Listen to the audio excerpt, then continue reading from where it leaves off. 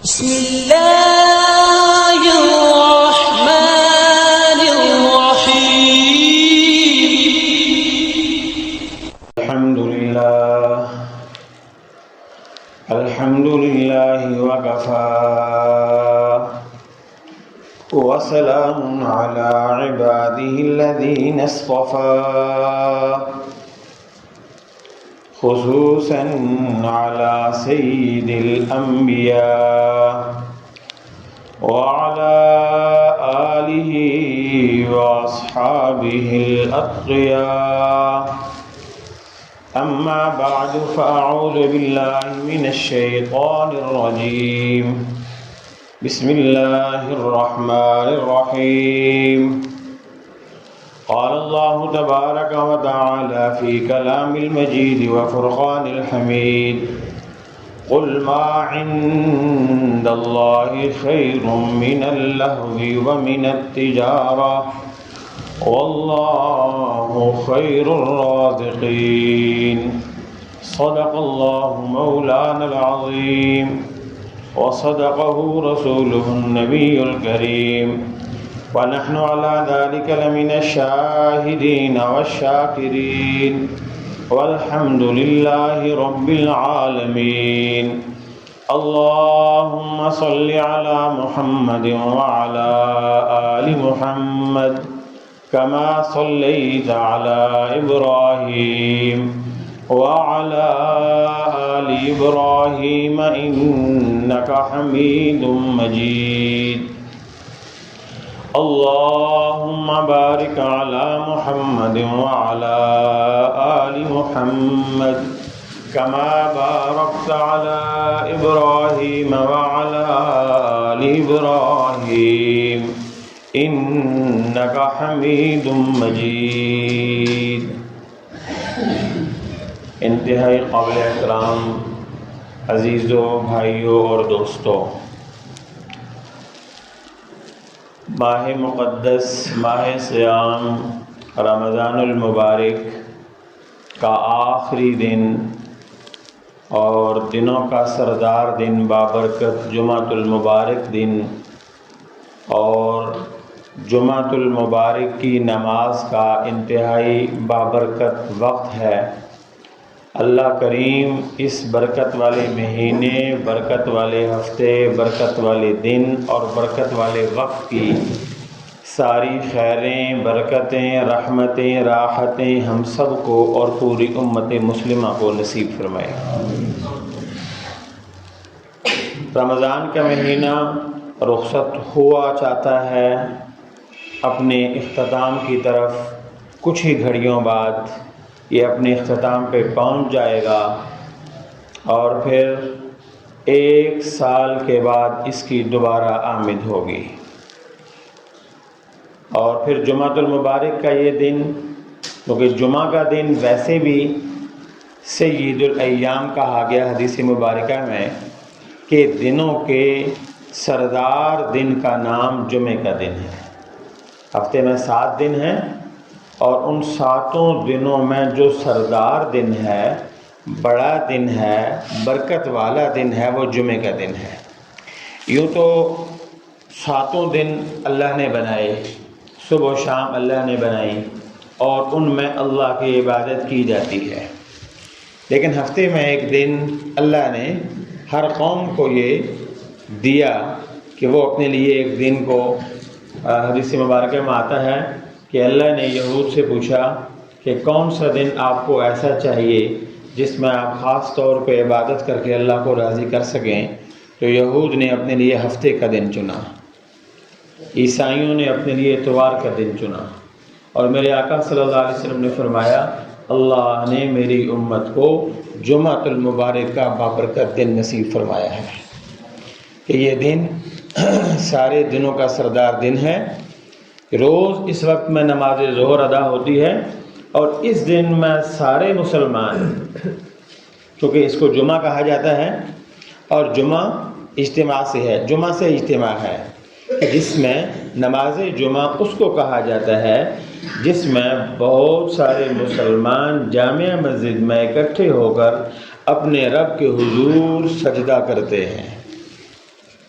تو جامعہ مسجد جمع ہونے والی مسجد، جس میں اب ہر مسجد میں جماعت ہوتی ہے، لیکن جامعہ مسجد وہ ہے جہاں پہ خاص طور پہ نماز جمعہ ادا کی جاتی ہے۔ تو جامعہ مسجد ہو اور مسلمانوں کا اجتماع ہو اور سارے نماز جمعہ کے لیے جمع ہو جائیں، ان چیزوں کی وجہ سے اس دن کو جمعہ کا دن کہا گیا۔ اور پھر جمعے کے دن کو اللہ نے سید الایام، دنوں کا سردار دن بنا دیا۔ ہاں، سردار دن بنا دیا۔ حدیث مبارکہ میں آتا ہے کہ اللہ کریم نے اس جمعے کے دن کو کئی ساری خاصیتیں، اہمیتیں اس کو حاصل ہیں۔ اسی دن میں اللہ نے جمعے کے دن عصر کی نماز کے بعد اور مغرب سے کچھ وقت پہلے فیہ خلق آدم علیہ السلام کا ڈھانچہ تیار کیا گیا، اور نفخ فیہ اور ان میں روح کو پھونکا گیا۔ جمعے کے دن انسان کی پیدائش ہوئی، حضرت انسان کی پیدائش ہوئی، یا اول الناس، سارے انسانوں کے ابا آدم کی پیدائش اللہ نے جمعے کے دن کی۔ اور حدیث میں آتا ہے نفخہ، کہ جمعے کے دن ہی سور پھونکا جائے گا۔ جب قیامت قائم ہوگی تو 10 محرم کا دن اور جمعے کا دن، جمعے کے دن وہ فرشتہ پھونک مارے گا، پھر ساری زمین کا نظام درم برم ہو جائے گا اور قیامت قائم ہو جائے گی۔ حدیث مبارکہ میں آتا ہے اللہ نے حضرت موسیٰ علیہ السلام کی قوم کو فرعون کے ظلم سے نجات عطا فرمائی، تو وہ بھی جمعے کا دن تھا۔ جمعے کے دن دوبارہ سے حشر برپا ہوگا، پھر قیامت قائم ہوگی۔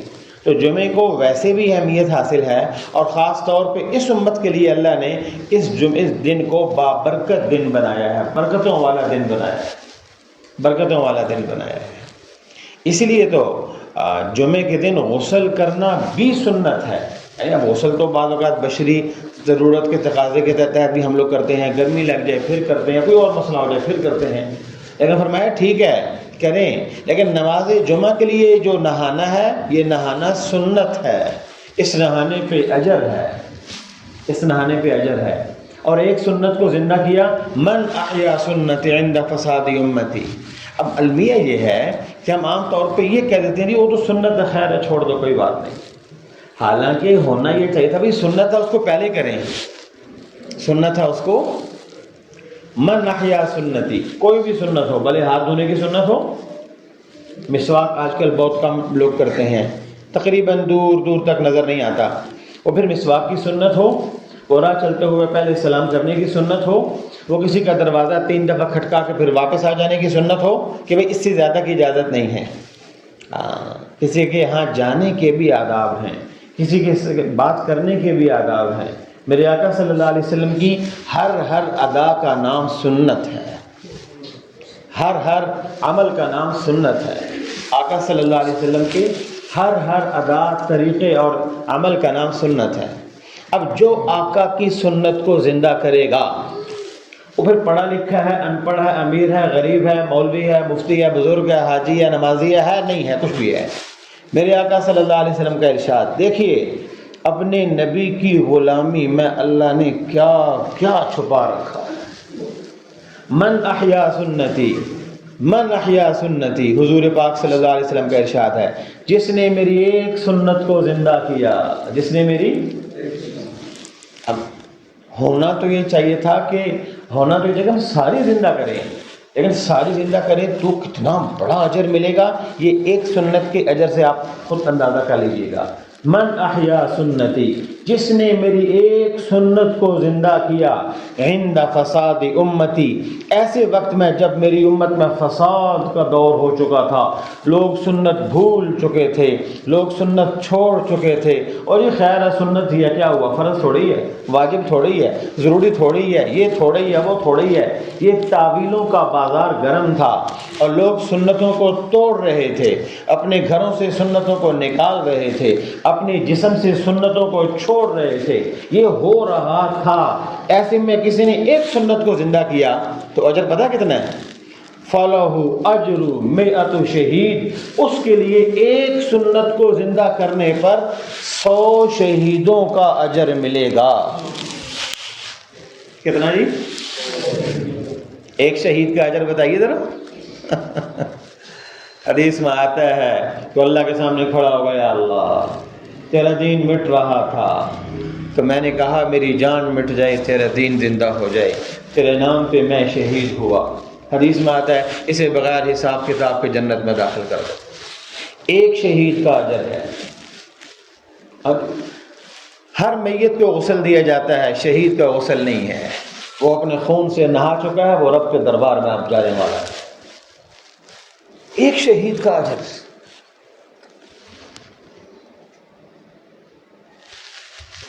اور قرآن پاک کی ایک آیت ہے، اب چونکہ بات اور کرنی ہے تو شہید کا تذکرہ ہے تو ضمن عرض کر دو۔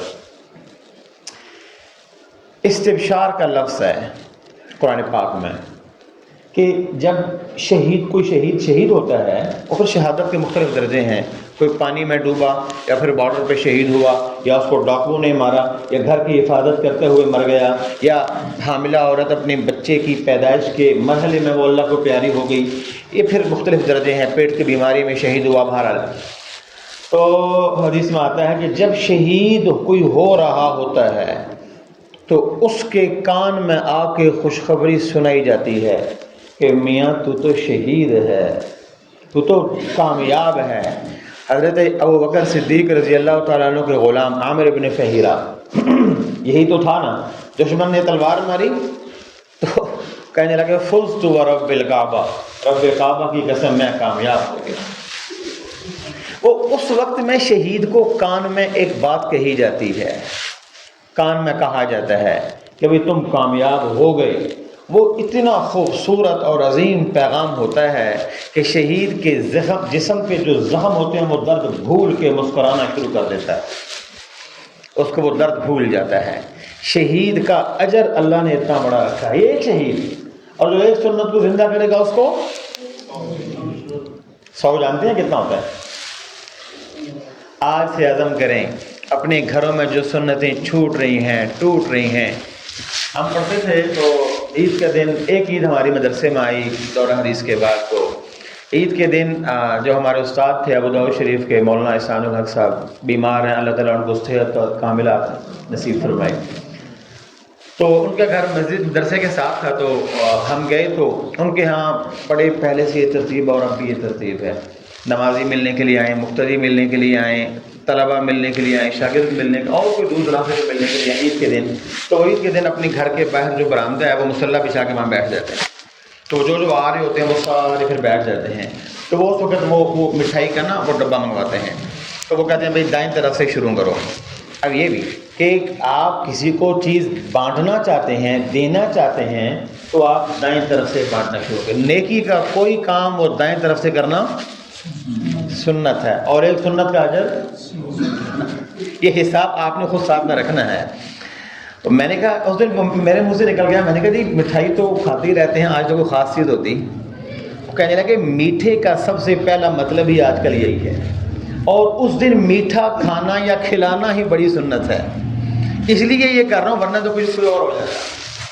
اللہ والے اتنا اہتمام کرتے ہیں کہ کوئی بھی کام کرنا ہے یا تو وہ عین سنت ہو یا پھر سنت کے قریب ترین۔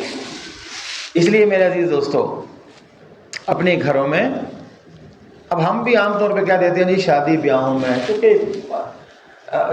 شادی بیاہوں سے لے کے گھروں کی رہائش تک اور گھروں کی معاشرت تک اور بیوی بچوں کے ساتھ معاملات تک اور بچوں کی تربیت تک، یہ سارے معاملات ان کو سنت کے حساب سے بتانا اور سکھانا شروع کریں۔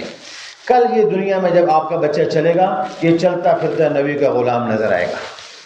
اگر جسم میں سر سے لے کے پاؤں تک نام غلام مصطفیٰ ہے اور سر سے لے کے پاؤں تک مصطفیٰ کی غلامی نہیں ہے،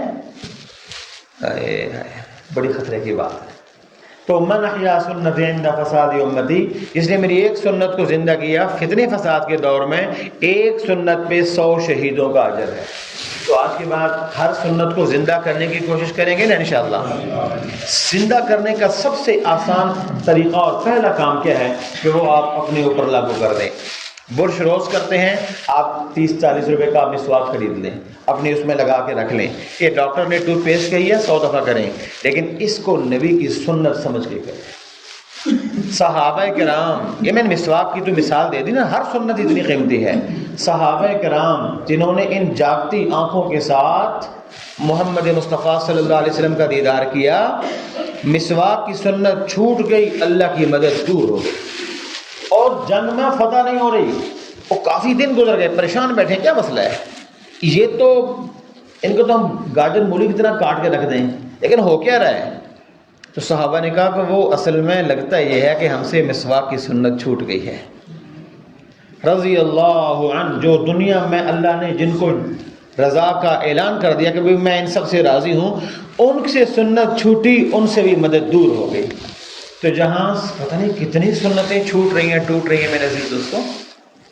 اس لیے جمعے کا دن، ویسے بھی جمعے کا دن جو جمعے کی نماز سے پہلے کا غسل ہے، کہ بھئی اس غسل سے اب میں نے جا کے جمعے کی نماز پڑھنی ہے، یہ مسنون غسل ہے، اس غسل پہ بھی اجر ہے۔ کیوں؟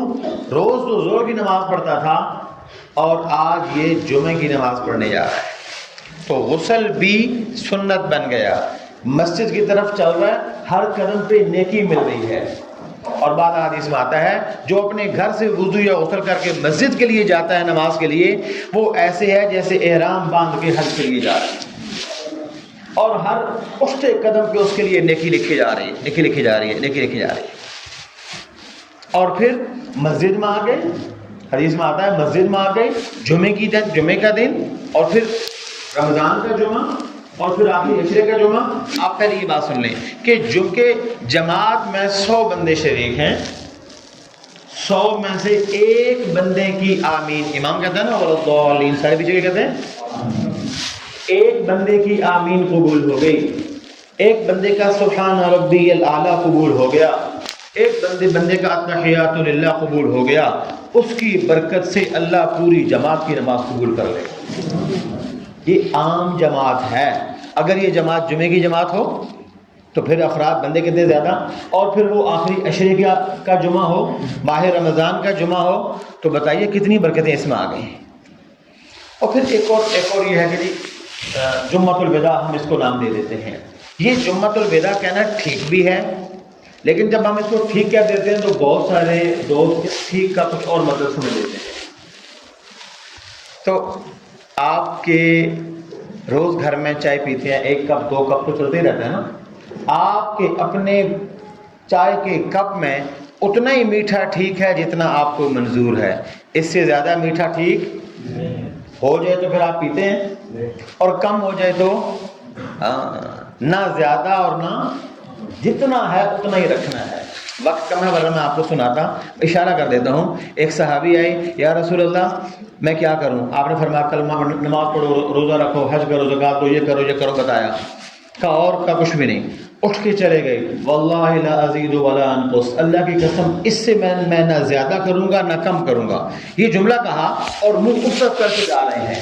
تو حضور نے صلی اللہ علیہ وسلم اپنے صحابہ کو کہا جس نے اس دنیا میں جنتی دیکھنا ہو وہ اس کو دیکھ لو، کہ جتنا حضور نے فرمایا، کیا، کہا، بتایا، اس میں نہ زیادہ کرنا ہے نہ، سرکار نے تو کہا زور کی 4 سنت، میں کہوں آج ذرا موسم ٹھیک ہے، ماحول ٹھیک ہے، آج میں 8 پڑھ لیتا ہوں، ہو جائیں گی؟ جتنا کیا میرے آقا نے اتنا ہی کرنا دین ہے، نہ بڑھانا دین اور نہ گھٹانا دین ہے۔ اب جمعہ تو بدعت پہ آ جائیے۔ بہت سارے ہمارے دوست کیونکہ مجھ سے مسائل جب پوچھتے ہیں تو وہ توجہ اس طرح بھی ہو جاتی ہے کہ جی ہمیں کسی نے بتایا کہ جمعے کے دن فلاں خاص طور پہ ایک نماز ہے، وہ نماز پڑھو تو پچھلی ساری نمازیں، یہ جی بولے نا، پتہ ہے نا، پتہ بولتے نہیں ہیں بس، ہاں مجھ سے اگلوانا چاہتے ہیں، میں تو کہہ ہی رہا ہوں کہ کسی نے کہا کہ جی 2 رکعت نماز پڑھو، پہلی رکعت میں فلانی سورت، دوسری میں فلانی سورت، تو کیا ہو جائے گی؟ قضا عمری، لفظ سنا ہوا ہے قضا عمری۔ مجھے یاد آ گیا بچپن میں، مانی اتنا بھی بچہ نہیں تھا لیکن کہیں گیا ہوا تھا، تو وہاں رمضان کے مہینے میں کہیں گئے نا کسی عزیز کے یہاں، تو وہاں مسجد میں جماعت ہو رہی تھی، تو میں نے کہا یہ کون سی نماز ہو رہی ہے اس ٹائم پہ؟ انہوں نے کہا جی یہ قضا عمری ہو رہی ہے، تو اس وقت تو مجھے نہیں پتا تھا۔ اب وہ سوچتا ہوں کہ جماعت کی صورت میں بھی قضا عمری ہوتی ہے۔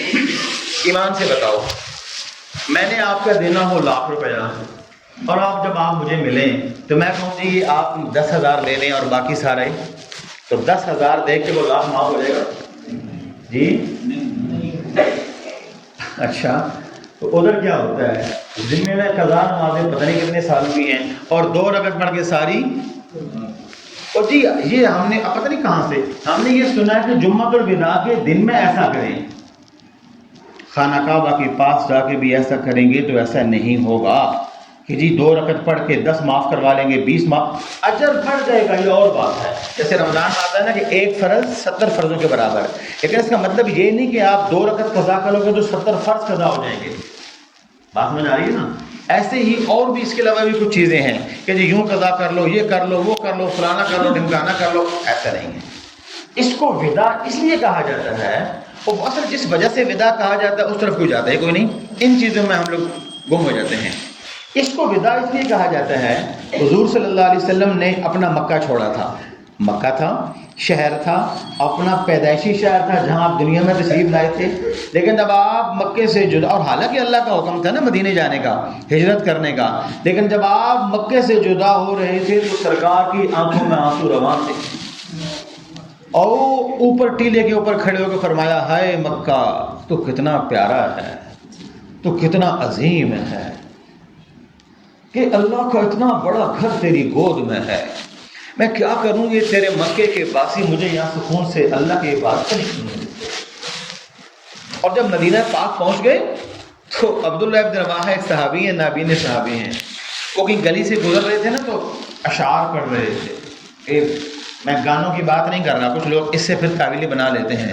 اب حضرت داؤد علیہ السلام کی آواز خوبصورت تھی تو ہم گانے گاتے ہیں، میں نے کہا ان کی خوبصورت آواز زبور پڑھنے کے لیے تھی، گانا میں اس کا استعمال کرتے ہو۔ تو اشعار پڑھنا اور اپنی آواز میں پڑھنا جو اللہ نے دیا ہے یہ منع نہیں ہوتا، اس کو پھر ترنم کے ساتھ گانا بنا کے گانا وہ پھر کچھ اور چیز بن جایا کرتی ہے۔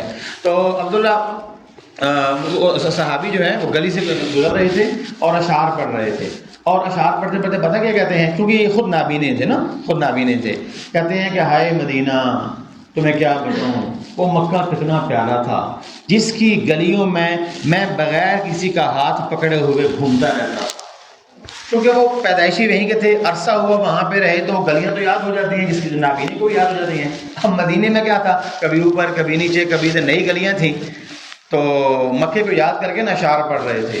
تو سرکار دو عالم صلی اللہ علیہ وسلم نے فرمایا اس کو روکو، اس کو کہو چپ کرے، ہمارے دلوں کو مدینے میں قرار پکڑنے دو۔ اتنا سوکھا مدینہ نہیں آباد ہو گیا تھا، ایسے عظیم لوگوں نے پتہ نہیں کتنی قربانیاں دی ہیں۔ یہ میں نے آپ کو سمجھایا ہے کہ کوئی بھی چیز جب آپ سے دور جا رہی ہوتی ہے نا، اسے کہتے ہیں وداع، الوداع، یہ دور جانا ہضم نہیں ہوتا، صبر نہیں آتا، برداشت نہیں ہوتی، اس تکلیف کا نام رخصتی اور وداع ہے۔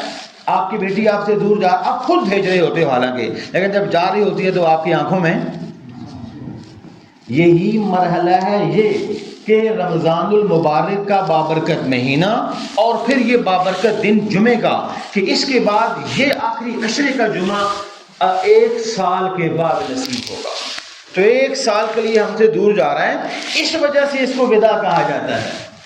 ہم نے اس کو پتہ نہیں کسی اور چیز میں وداع بنا لی، یہ کر لو وہ کر لو فلاں کر لو، جمعہ تو وداع ہو گیا، ایک بات۔ دوسری بات، اس وجہ سے بھی وداع ہے اور ایک اور وجہ سے بھی ہے۔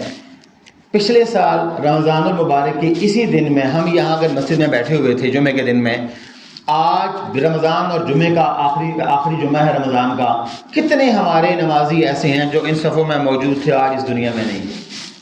یہ بات ہے کہ نہیں ہے؟ اگلے سال رمضان بھی آئے گا اور جمعۃ الوداع بھی آئے گا، پتہ نہیں ان صفوں میں، اس ممبر پہ، اس مسجد میں بیٹھنے والے سارے یہی ہوں گے یا کتنے اوپر پہنچ چکے ہوں گے؟ کس کو آئندہ کا رمضان نصیب ہوگا؟ کس کو جمعۃ الوداع پھر نصیب ہوگا؟ اس وجہ سے پھر اس دن کی اہمیت بڑھ جاتی ہے کہ آؤ اس برکت والے دن میں، برکت والے عشرے میں، برکت والے مہینے میں آؤ اللہ کو راضی کر لیں، اس لیے پھر اس کو جمعۃ الوداع کہا جاتا ہے۔ کوئی خاص، ہاں کسی بزرگ نے کوئی وظیفہ بتا دیا ہو وہ ضرور کریں، لیکن یہ جو فرض چیزیں ہوتی ہیں نا، قضا کرنا یا پھر قضا جو ہے نا وہ نمازوں کا قضا کرنا، سجدہ سہو قضا کرنا یا ان چیزوں کا ان سے تعلق نہیں ہے، وہ تو جتنی ذمے میں قضا ہیں وہ ساری پوری کرنی پڑیں گی۔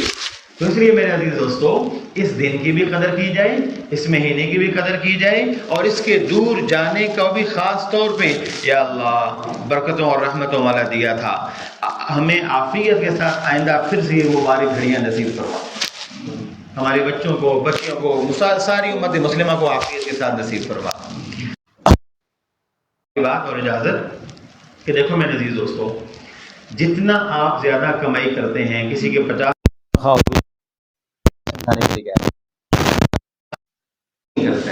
اس کو جمع کرتا ہے جمع کرتے ہیں کہ نہیں کرتے ہیں؟ سارے کرتے ہیں۔ ابھی اگلے دن کسی نے بتایا، یہاں یہ آگے وہ جو گلی میں نہیں وہ بیچتا بیچارہ کوئی، وہ چھوٹے چھوٹے لڈو بنا کے، تو ڈاکوؤں نے اس کو لوٹ لیا۔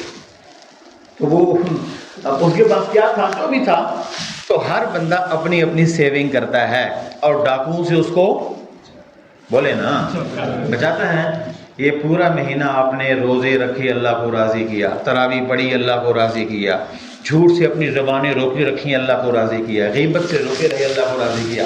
ایسا نہ ہو کہ کل شیطان آزاد ہوتے ہی دوبارہ ہمیں اسی ڈگر پہ لے جائے، تو جو آپ نے سیونگ کیا وہ ساری ڈاکو کے ہاتھ لگ جائے گا۔ وہ تو ایمان کا ڈاکو ہے، وہ تو ہماری نیکیاں کو ضائع کرنا چاہتا ہے۔ اس نے تو ابا آدم کے ساتھ دشمنی تھی، آدم کی ساری اولاد کے ساتھ اس کو دشمنی۔ اس لیے جو کمایا ہے اس کو مزید سیو کریں، اس کو محفوظ کریں۔ کریں گے نا انشاءاللہ؟ انشاءاللہ العزیز کل نماز 7:30 بجے ادا کی جائے گی۔ اللہ تعالی ہم سب کو عمل کرنے کی توفیق دے۔